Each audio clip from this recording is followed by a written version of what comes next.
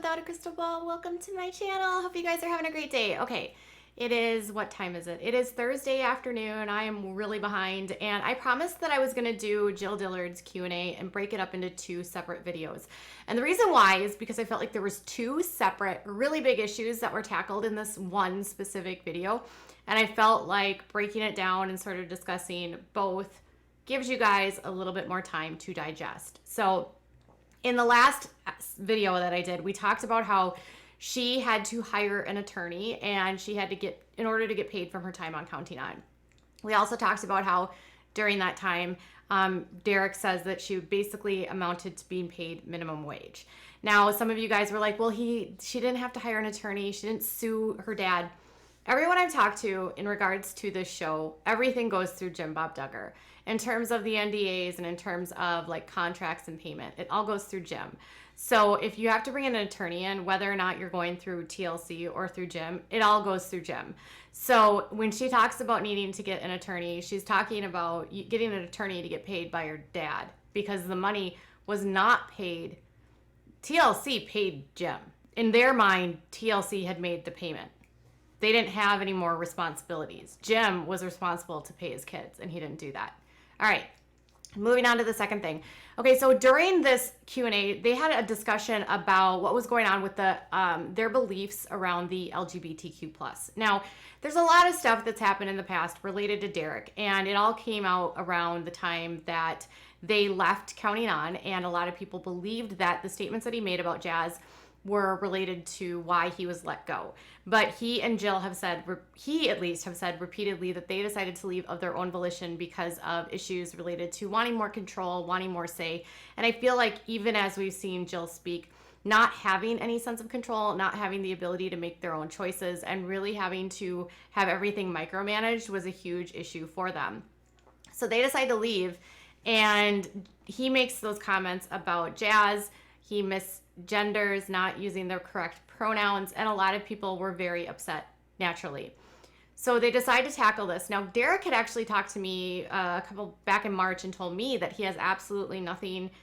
He does not have any sort of ill feelings towards the LGBTQ+. In fact, he said that they have friends and they're accepting of all people.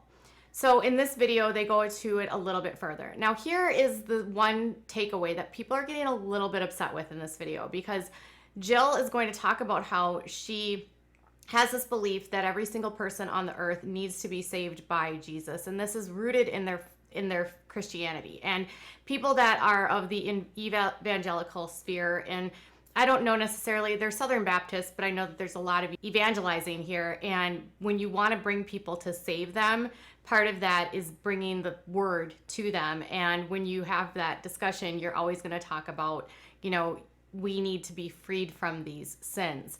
So when she talks about it in the sense of it being a sin, people start to get a little bit agitated. So I want to show you the clip, and then we'll talk a little bit about it. And then I want to show you the response on social media. Yeah, you can disagree with someone and still be respectful and still be friends. And it's not something that comes up all the time. Like, you're not just going to have a one-topic conversation about... Yeah, you don't have to have one-topic friendships even. I think that as Christians, we believe that there are certain things that are sinful, like adultery, so cheating on your spouse or something, or marriage, homosexuality. Like, those are things that we believe are sinful. Stealing, lying. But there's a lot of things too. So it doesn't mean that we might not be friends with people, because ultimately we're all sinners. But it doesn't also mean that what you talk about in one space, you're going to continually talk about in another space. So if I'm around somebody, they might know what I believe, but it doesn't mean I'm going to just rub it in their face all the time either. So I have friends.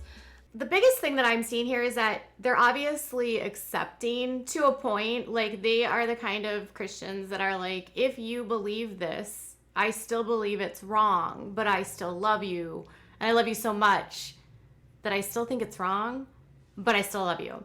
And a lot of people in the LGBTQ plus community just really don't like that. They don't like to feel like they are being told that something that they cannot control is something that should be deemed as terrible. Now, if you look at the Bible, there is a lot of things in the Bible that are actually deemed as sin, like wearing mixed cloth and eating certain types of food.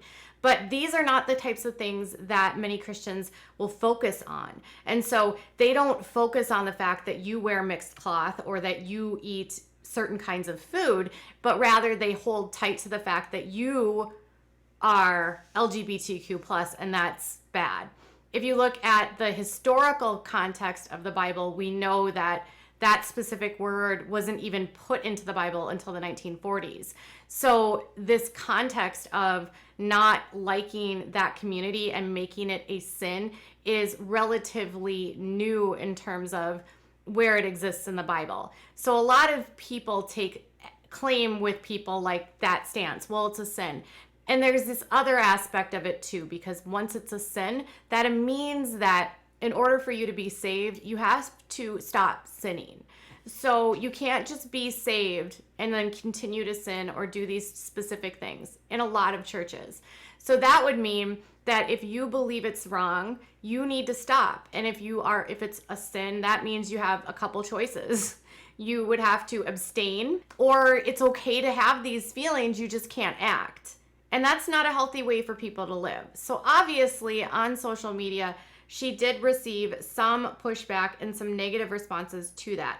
I'm not saying that I disagree with the fact that she's being objective here. She went on to say that she was very happy. You know, they're accepting of people. You don't have to have a one topic conversation. You don't have to drill it into somebody. You don't have to go after someone for it, which is great. Some people pointed out that they don't know how many people they actually are friends with that are a part of this community. They also said they're not sure what she truly feels or if this is being more PC. Someone said to her, "Who do you think you are to call someone sinful?" And her response is, "But we are all sinful, sinners in need of the Savior." So there was a lot of comments like that and people just being kind of frustrated. Now, when you talk about we're sinners in need of the Savior, that means the Savior is going to fix these problems and that you have to profess the things that you have believed to be wrong and not good in the eyes of God. And the only way to then not do that is by not continuing to have that behavior. But when something is not controlled, like your sexuality is not something that you can control. It's biological. It's not changeable. You can't decide that this is what you're going to do or what you're going to be. That is the part where it's inherently wrong to a lot of people, that people say to them, "You're a sinner." Well, Jill is coming from a world that's extremely anti this world. And so we have to remember that she has a long way to go. The fact that she's even willing to have friends in this world is a good step. I'm questioning how many friends she does have. I don't want to discount the fact that Derick says that he'll now use the preferred pronouns and he'll be respectful of people. I think that's great. But in this world, you have a lot of growth. And sometimes people don't even realize how offensive it is to say to someone that you're a sinner just because you are who you are. It would be like saying you're a sinner because you have brown eyes. You can't control that you have brown eyes, but you're a sinner. It's the same. But if she's going to get there, we can't yell at her. We can't scream at her. We can't tell her that it's bad. A lot of people were telling her they were so grateful that she was being open with this. At the end of the day, she still has a long way to go. And I'm not thrilled, but I'm also, what can I expect? She's a conservative Christian that is coming from a very conservative cult. So the only hope we can have here is that she continues to be open and to the idea that people that are in this world are not sinning, they're just being who they are. And if we stop and try to be compassionate to her, because she's coming from a place where it was a lot more closed off. So she's making progress, she's simply just not there yet. So tell me what your thoughts are. Do you think that this is a good start? Do you think that she might be getting there? Or do you think that this is just sort of packaged in a way to say that they're accepting when they're really not?